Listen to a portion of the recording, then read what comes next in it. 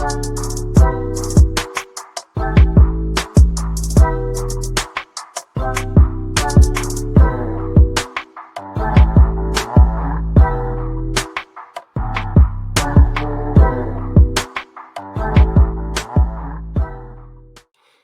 and welcome into the Cubs on Deck podcast. I'm one of your hosts. My name is Greg Huss, and today I am joined by former Cubs prospect and current banana ball player, right? Chris Clarke. Chris, thanks for coming on, man. Hey, appreciate you having me. Thank you, Greg. Yeah, absolutely. This is gonna be a fun one today. I'm curious. It'll be fun to dig into, I guess, the Cubs organization a little bit as a whole, and like your takeaways from your time in the Cubs org, and then what you're up to now and all that good stuff. And I'll obviously at the end, I always like to give guys a chance to plug some of their teammates and fluff them up a little bit and hype them up. So. Yeah, man, this is kind of I said with you before we started recording, kind of a unique interview on my end because you obviously your time with the Cubs organization came to a close at the end of this past season, towards the end of this past season in 2025. And yeah, so my questions are kind of geared towards current prospects, but this is gonna be fun, man. I'm excited to have you on. I'm excited to chat a little bit, get to know you, get to know the organization a little bit. But I'll start off. I got to start off. Question number one: you're a self-proclaimed facial hair connoisseur. So what's the number one facial hair that you're like? Is it I've seen lots of them. I've seen you rock lots of different facial hair types. What's the go-to? What's the number one? Well, the go-to is just starting with a beard. Yeah. Because once you have the beard, you can turn it into anything. So if you mess that up, there's nowhere else to go.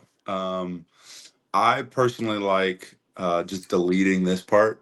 Yes. So it's just chops all the way around with like a little handlebar up top. Yep.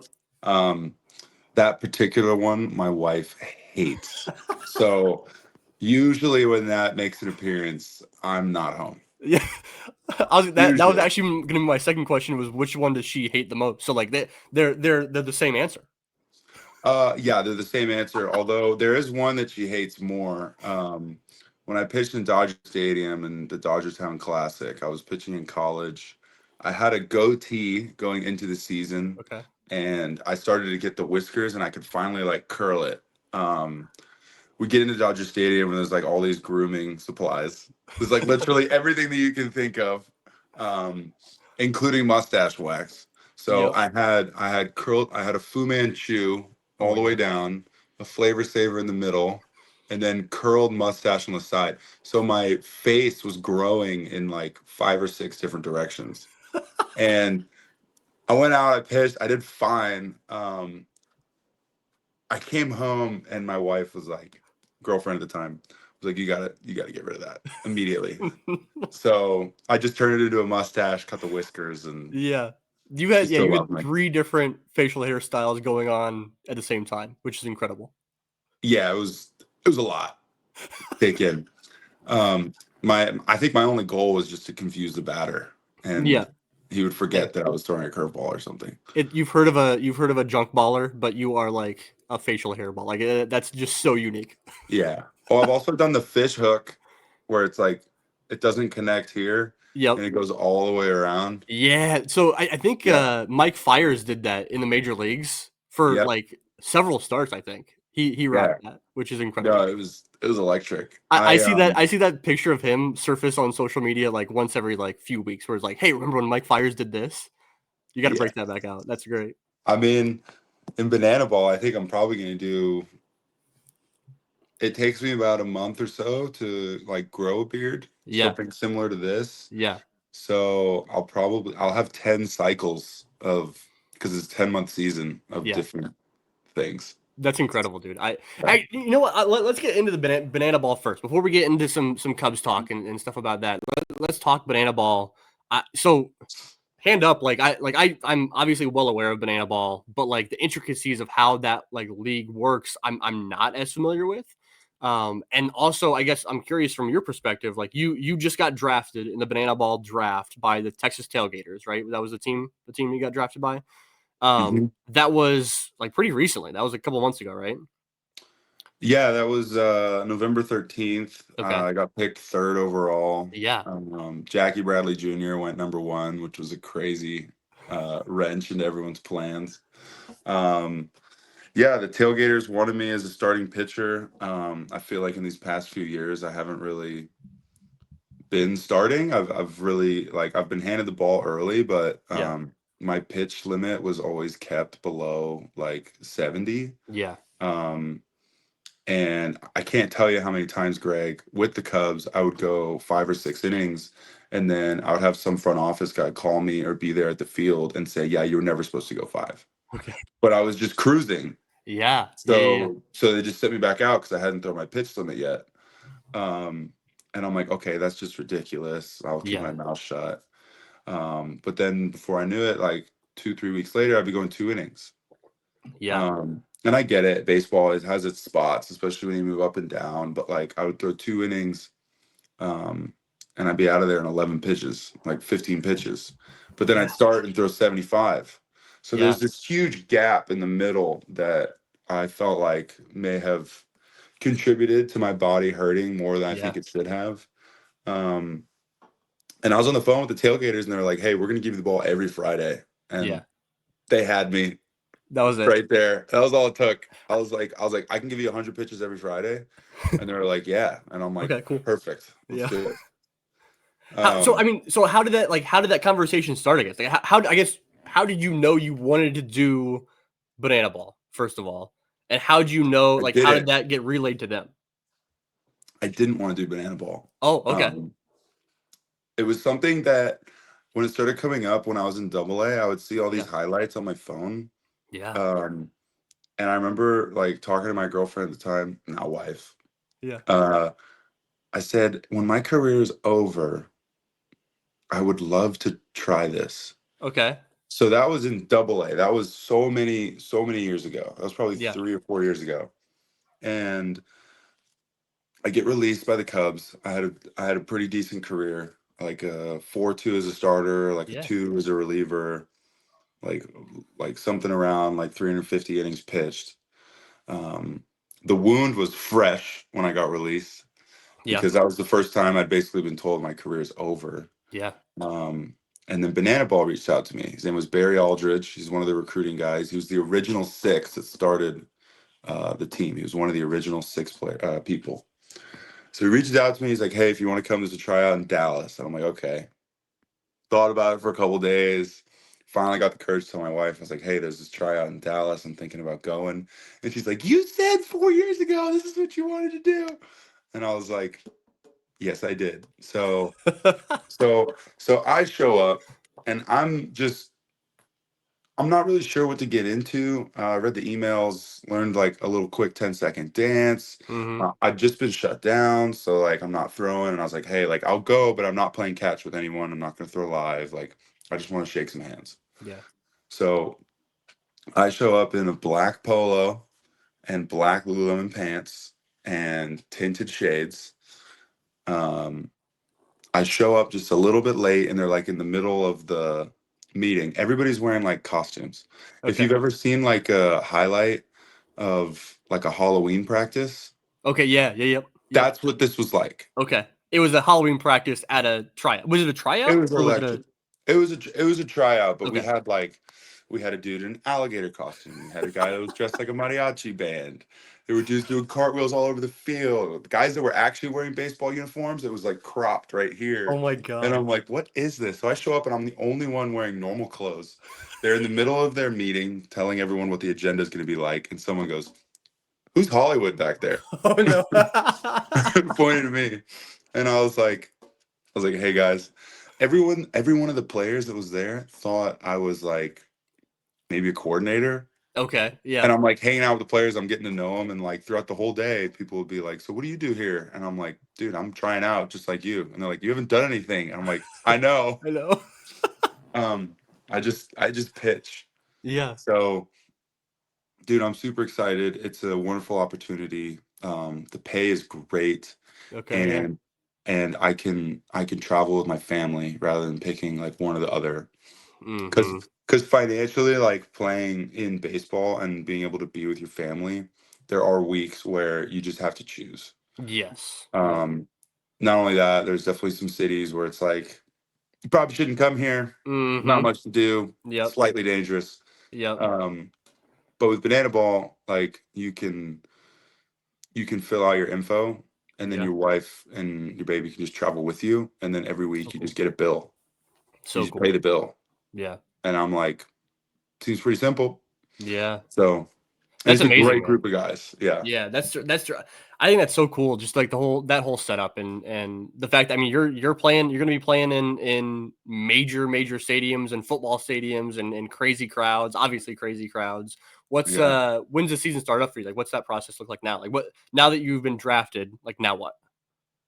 So January 15th to right about the middle of February is like our spring training. Mm-hmm. Um, February 9th through the 12th, we're going on a cruise. Okay. So I Nice. think that's maybe like the send off of Yep. like we did spring training. Let's go have some fun before Yeah. season starts. Um, Oh, you're going on a After team that, cruise. Like the team is going on a cruise, not like you yeah, personally, like you and your wife and daughter. no, the team, Oh, the like 250 people no way. in Okay. the organization. So Yeah. there's like all 6 teams, all the coaches, all the admin, and 2,500 fans Okay. rent out a cruise ship That's wild, dude.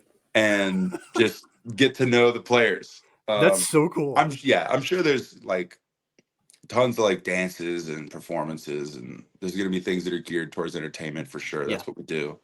Um, but I couldn't be more excited. Do you That's want so sweet. tickets? They're really expensive, but you want tickets The tickets are great for the cruise. for the cruise? I'd Yeah. imagine they're pretty wildly expensive, right?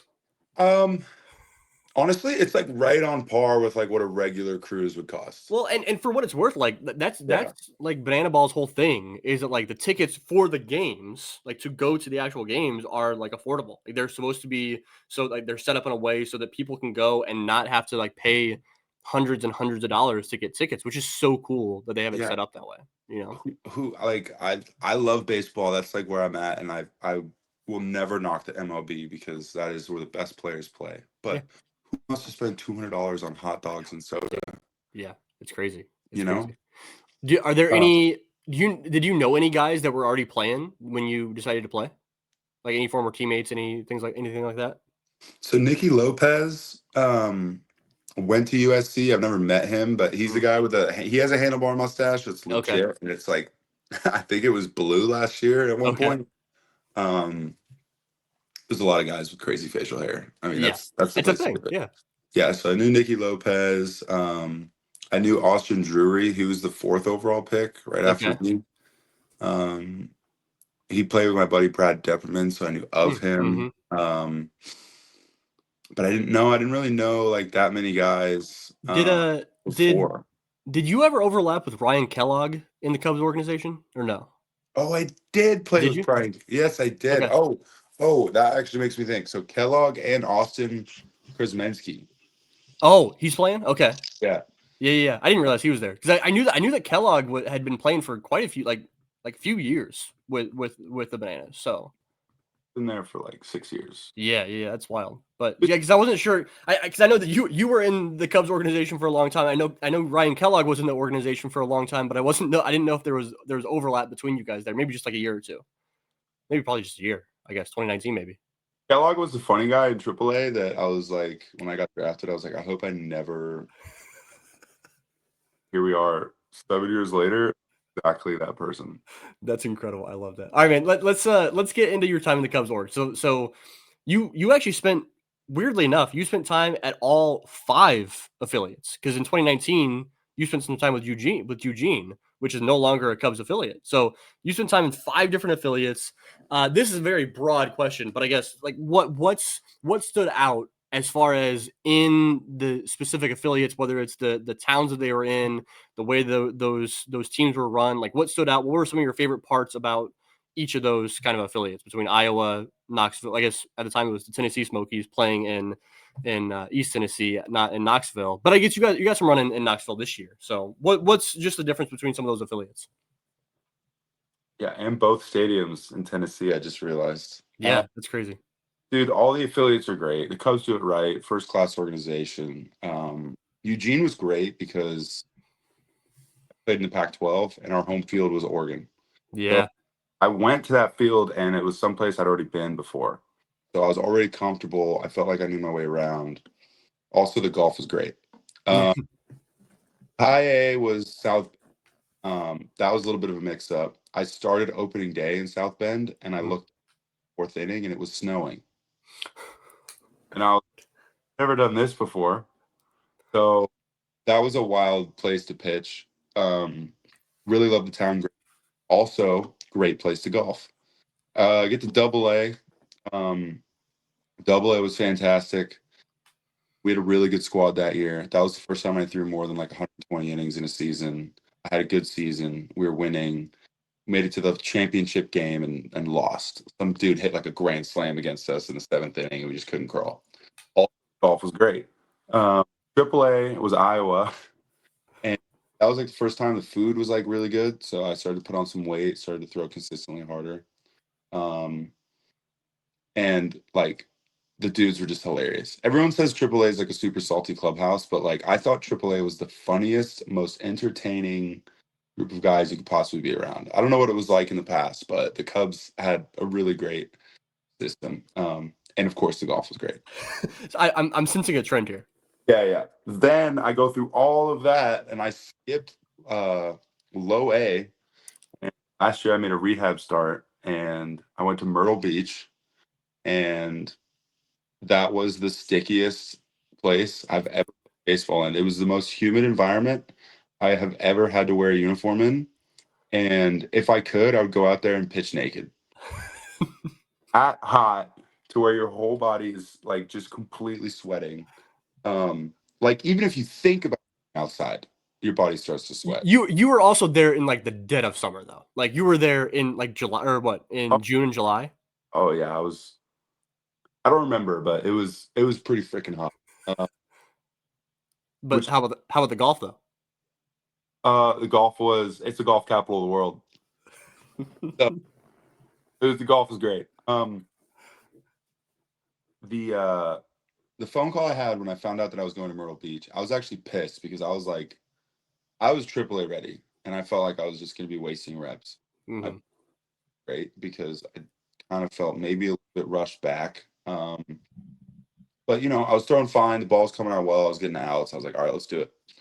We go to Myrtle Beach. Everything's fine. And then a coordinator's like, how do you feel here? Like, do you feel comfortable coming back? And I was like, well, I've never been here. And he's like, oh, well, you're going to stay another week. Oh, so I made 2 starts in Myrtle Beach, went up to Double A through like 14 scoreless. My last 19 innings with the Cubs were scoreless. Yeah, dude. Yeah. Yeah. And then technically, sorry, Pablo Allende made an error at first base that they called a hit, and then that was an earned run, and that was like my last pitch for the Cubs. He's a catcher. He's not a first baseman. So First base, it's okay, but I mean, can't let balls get by. yeah, that's true. That's true. Well, I mean, dude, I mean, like, so yeah, you mentioned your time in Myrtle Beach is like super interesting. Like, I actually that was on my list to talk to you about your time in Myrtle Beach. It's, like super unique. Obviously, it sounds like it was even more unique than I thought. But first of all, Yovanny Cuevas is the manager there, and you spent time playing with Yovanny Cuevas in Eugene back in 2019, right? What was that experience being like being a teammate to Yovanny versus being like he's like your manager now? That's got to be bizarre, right? Dude, honestly, like when I got the email, because I didn't know he was a manager until I was like on the way, and I got the email and it came from Yovanny Cuevas. I was like, no way. Like I knew he was a coach in the organization, but I was never around the lower levels, so I didn't know what the coaching staff was. And I like show up and it was just the biggest embrace. Because dude, he was a great teammate. He was a really, really good teammate. And you know, sometimes you get that feeling about guys where you know if they were a manager or a coach, they do a good job. That's one of those guys. And I thought that he was really solid at the lower levels, like really emphasize success of one person is success of the whole team. And I feel like when I got there, people had finally started to buy into that. It was at that point in the season where it was the dog days, and people were finally starting to get on board.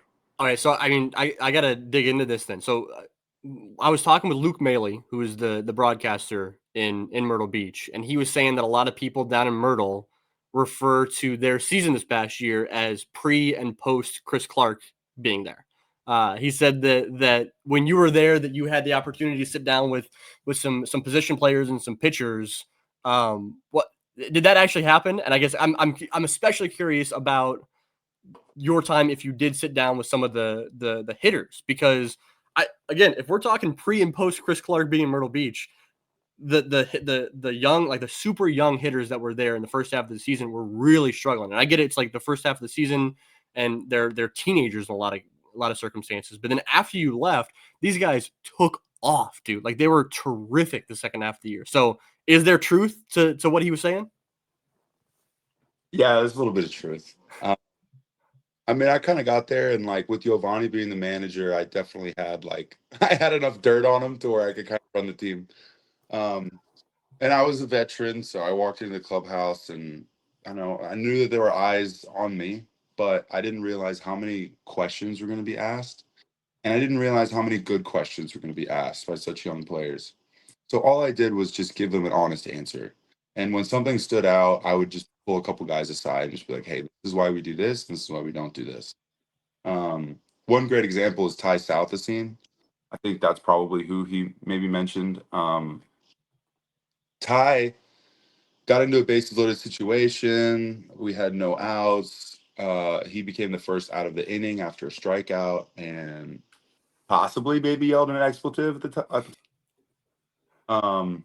And then that pitcher wound up going on to strike out the side. Ty was pretty focused on himself, so I dragged him all the way. Like a couple days later, like definitely not in the moment, but just a couple days later, I was like, "Hey, let's go back to this at bat, and let's talk about how you reacted to striking out in this big moment. Like, definitely something that you should be frustrated with." And I pointed out to him that when you show negative emotion as a player, it's a sign of weakness, and all you're doing is fueling the pitcher because he's going to start thinking, "Oh, I got these guys. They're on the ropes. I just got to keep going. I just got to keep going." Rather than just walking back to the dugout, and it's a whole new battle that pitcher has to face the next guy. So I spoke to him about how body emotion can kill you in any situation in baseball, even if you are the best player. And I think what I compared it to back then is baseball is warfare. Like it's the same as if you're a gladiator back in like the Roman times. Like you have to show up and you have to be as confident as possible, even if it's fake. Because if you show any sign of weakness, the other opponent knows they can take advantage of you. Um, I truly believe that to my core because as a pitcher, like when I throw, like I don't show a lot of emotion, which is why this banana ball thing is going to be a huge mix up. But I can also have a lot of fun too. Like in live VP, I talk so much smack to whoever's in the box. Um, Another thing that I got to do was talk to pitchers about like the importance of a first pitch strike. They'd already heard that. The importance of having a breaking ball, they'd already heard that. But the thing that I taught them was I was like, guys, if there's a guy on third base and there's less than two outs, what do you throw on your first pitch? And then everyone's like, fastball down the middle, or like slider for a strike, or like whatever. And I'm like, wrong. I was like, you all. I was like, the first pitch, you don't put it in the zone at all. And they're like, why? And I'm like, because he wants to swing. Mm-hmm. Throw a two-strike pitch, and if you get 0-1, now the hitter's not going to be teed up so much. He's just going to be a little more patient because he thinks you can't throw a strike. Mm-hmm. Right.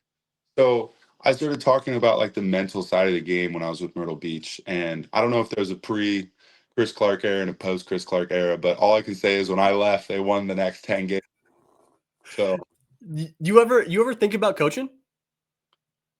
dude, I can't coach. I'm not. That sounds awfully coach-like to me, what you just explained. No, I think I had a little bit of,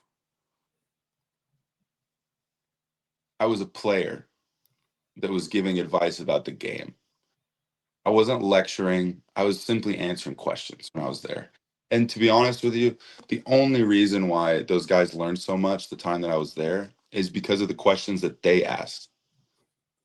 So it's really, they took advantage of like the pick the brain type of strategy when you have a vet that's around. Yeah, and I just gave my best answer, and they took it and ran with it. So it wasn't me. I just went, did my 2 rehab starts, got the hell out of there. My second rehab start, by the way, wasn't even a start. I came out of the bullpen and went 6. So Who started that game? Do you know? Will Fresh, Okay. Yeah. Yep. second, man, we were down like 6, and I'm going in and I'm just getting egg after egg after egg, like putting up zeros on the board. And I'm like coming in, like all the position players are like rounding up, and I'm like, you guys gotta get it. I was like, I'm out there sweating my dick off. Um, uh, and then I kind of just pulled everybody up like before my last um day. And what I really said that I think sparked the winning streak was if you win 10 out of the next 20 games and you average that for the rest of the season, pack your bags, you're going home, you're not playing in the playoffs. If you win 11 out of the next 20 games and you average that for the rest of the season, you're playing in the championship. And what I said afterwards was if there's a moment where you feel like your back's up against the wall, or if you feel like you're getting pressed, or it's bases loaded with nobody out, or you're pitching and you just threw 6 balls in a row, if you don't believe something can happen, it will never happen. You have to will. And when I started saying, like, if you can't believe it's going to happen, it'll never happen, that's what they took. And that's what they ran with. Because then every single time their back was up against the wall, they knew as a collective unit, all they had to do was just believe what was supposed to happen would happen. And then they were ahead of every other team that they faced in the regular season. Like they really like took it to the next level. And then a couple of them got called up to high A, and the culture kind of, the new draft guys came in. Thanks a lot. That's the reason I got cut. Then all of a sudden, um, I think the team was still really good and they still had that like core, but not everybody believed it because guys are just, it is what it is. Dude, I mean, you got me fired up. So I'm not pushing this coach thing on you, but I'm telling you, like, you got me fired up. I'm ready to run through a brick wall. What's you mentioned Ty Southasine as a guy that you really had some good conversations with. Any other players there that stood out as like really like asking those really good questions, guys that you were impressed by during your time there? Oh, honestly, Maybe all of them, like yeah. seriously, that whole lineup. Like, even the Latin guys were coming up and, they asked a couple questions. Um, Jackson Kirkpatrick came up. I feel like he learned a lot. Landon Ginn, he was coming back from Tommy John. He learned a lot. Charlie Hurley, he was a dude that honestly reminds me a lot of myself when I was his age. So he was a guy that I definitely learned a lot from. Like, dude, like everybody like bought into having an older guy in the clubhouse because it's so rare. And I think my personality just meshed well with, I'm honest with everybody. It doesn't matter who you are. So they asked questions and I answered them to my best ability, and they did the work themselves. Off topic from the Pelicans, but you mentioned that Charlie Hurley reminds you a lot of yourself. What some guy when I'm watching you guys pitch that you guys remind me of each other is Connor Noland. And I know you got to spend some time with Connor Noland in Iowa. What's it like working? I had Connor on the podcast last off season. He's terrific. What's it like working with Connor? Um, so it's funny you say like I kind of feel like Connor Nolan because I actually got to play catch with him in spring training. Um, I only got to see him throw one time in Iowa before we get some imaging this past year, but he I was playing catch with him, and it was like I'll be like, "Hey, sinker." He's like, "Sinker." I'll be like, "Slider." I'm like, "Slider." And I'll be like, "Are you throwing a sweeper or are you throwing a gyro?" And he's like, "Both." And I'm like, "Okay, I do that too." And then we go change up, and then both of our change ups sucked. I was like, dude, I think we're the same guy right now. Yeah, dude. I'm telling you, like when I mean, because he came around, he was drafted in 22, I believe. And I was watching him pitch in the lower levels. I was like, man, I see a lot of Clarke in this guy. Like, it reminds me a lot of you. and it's been the case as he's continued to climb up through the system. So like that's always kind of caught my eye for sure. He's a dog. I definitely think he deserves a nod. He was with another organization. I think he'd probably be in the big leagues this next year. But he put up a really good year. I think the Cubs have a really good pitcher, but if he's like me, I'm just gonna say like you got to use him. Like you can't Yeah. just step away. And like he's a starter now, but he's gonna be the guy that goes every 3 weeks. Like who knows? Mm-hmm. I think honestly though, like he might even be a little better than me. Like he's proven that he can go 6, 7 innings. Where for me, I would get to the point where I had the option to go into the seventh inning. I just get pulled out. Mm-hmm. So I think by the time I got to AAA, nobody really thought that I could go that far anymore. When in AA, I was going 6, 7 innings all the time. Yeah, can I dig into that a little bit? So I'm curious about you mentioned the pitch count earlier, and like you're a guy that just throws a ton of strikes. Like you're ground ball guy, ton of strikes, low walk rate. Like I think that for a couple different years you had the highest strike rate in the organization. Um, how has the organization, I guess, changed in that regard in terms of pitch counts and limiting innings and stuff like that? How is like I guess not even the organization, how's baseball changed from the time you became a pro to now in terms of how they handle starting pitchers specifically in that like workload era? I can't really answer like how baseball's changed just because my only experience is with the Cubs. But I think with that organization, there's like a fine line between being somebody that they really like and somebody that's on the track to the big leagues. And I think I fell somewhere in the middle. Mm, So there was like kind of a take care aspect, in my opinion, where, maybe I had the option to go that 6th or 7th inning. But what was the upside? And then, there were moments in the big leagues where they needed a long reliever. So I would go back to the bullpen and then I would get groomed into that role. And they'd be like, well, why isn't he throwing harder? And I'm like, because I'm trying to throw harder. yeah. I didn't really receive a lot of communication from the Cubs. Most of the time, when there was a change in role or any sort of information, it was coming from our pitching coach, our manager, and the decision was already made. Hmm. There wasn't a lot of directly to the player until this past year. And Okay. because I picked up the phone. So if there's anybody watching this at any point in the future and you've made it 33 minutes and 18 seconds, take control of your own career because it took me 5 years to do it. Because I thought everybody had their best interest, but it took me to the point where I got extremely frustrated with success before I started picking up the phone every single outing and being like, how am I doing? Like, what's going on? And truthfully, like that pointed me in the right direction to say, like, hey, these are the pitches I need to throw. This is what I need to do against righties. This is what I need to do against lefties. And all of a sudden, I started pitching the best I have in my whole life. Unfortunately, my shoulder locked up, and then I got some imaging, and the recovery time was going to extend to basically the end of season. And the Cubs were like, yeah, let's just cut ties with this guy.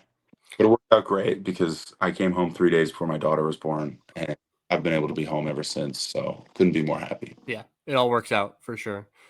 We got to wrap this up here soon. I know you gotta take off. I'm curious about one more thing before we wrap up. Your experience in the Rule 5 draft, being selected by the Mariners, and then returning back to the Cubs. That is like something that I've never heard anybody really like talk about. I've never seen someone interviewed on like that process of being selected in the major league phase of the Rule 5 draft. Spending time. What did you spend? You didn't spend all the spring training with the Mariners, did you? Or did you? No, I did. And then returning back to the Cubs. What was that like? What was that experience like?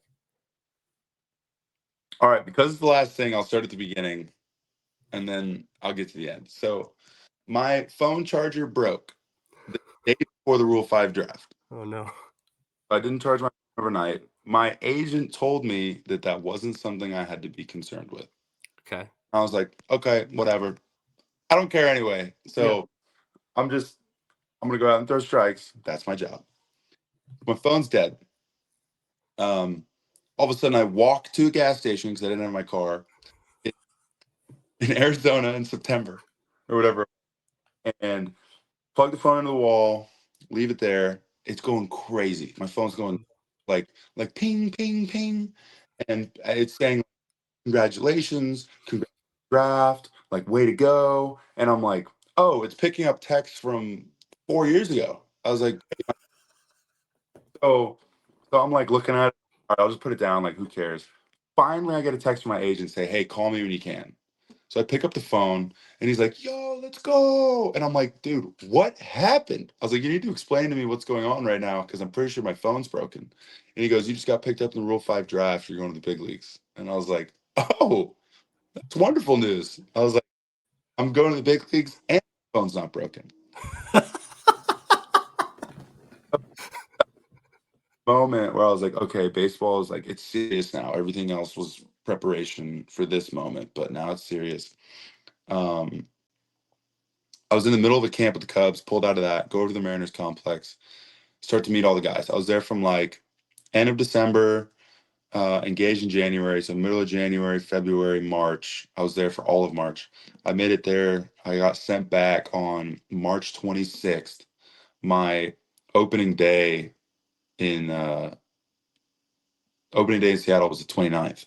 So I didn't have any housing. I was like, I don't know what to do. Like, I don't know if I'm gonna make the team. Like I was pitching really well. I thought I was doing better than all the other bullpen guys that were there. And then one morning I walk in and Skip pulls me aside. I walk into his office and the GM and the assistant GM were sitting on the couch. And I was like, well, I know what this is about. So they told me I got paid. I had 48 hours. But dude, I learned more in 1 month with the Mariners than I did in 4 years with the Cubs. That first 4 years. And I don't think that had anything to do with either organization being better than the other. It was simply the difference between being in the minor leagues Hmm. and just hogging a wheel, and you're in the big leagues, and it doesn't really matter. You have to get outs. Well, and you throw in the fact that like you're getting different voices, regardless of like what they're saying. It's just different voices, different perspectives, different teammates, different coaches, different everything. And so like it's all like you're probably heightened emotions, heightened like attention in that time in a new organization too. In addition to all the major league versus minor league phase of it too. Yeah, for sure. And the people that are like are vetted. It's like they know that it works because they've done it. So you are more inclined to listen. Yeah. Um, Funny story. Also, when I was there, we had one of the pitchers. I think it was Logan Gilbert had a brand new glove, and they had a steamer, and he like put his glove in the steamer and forgot about it for like 2 days. I'm the next person wanted to use it.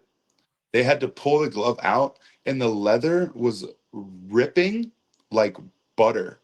The whole glove you could just tear apart. Oh my god. But like, yeah, the laces you could just barely pull on it, and the lace would break. He's like holding it, and it's in like I don't think I can use this. I think you're right on that, man. Yeah, absolutely nailed it.